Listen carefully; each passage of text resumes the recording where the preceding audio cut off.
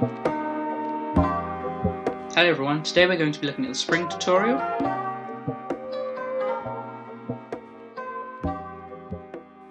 Begin in end grip like so. You then want to re-grip with your dominant hand so the thumb is at the bottom corner and the tips of the index, middle and ring fingers are at the top edge. The ring finger should be on the bottom of the top corner. This is the conventional grip for this move, however I personally prefer to hold the cards like so, where the index finger and middle finger are on either side of the top corner. I would recommend doing whichever is most comfortable and works best for you. Next, you want to bevel the deck. Do this by moving your fingers and thumb. You can use your non-dominant hand's index finger to apply pressure upwards on the deck if you need help bending the cards.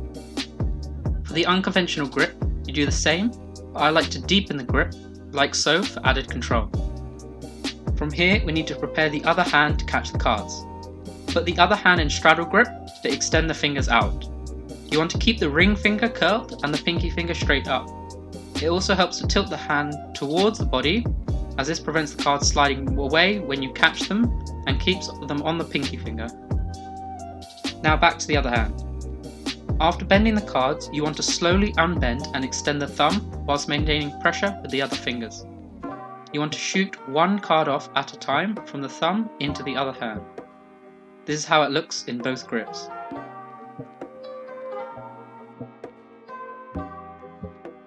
Spring tips. I find it helps to move the fingers towards the thumb slightly as I perform the spring.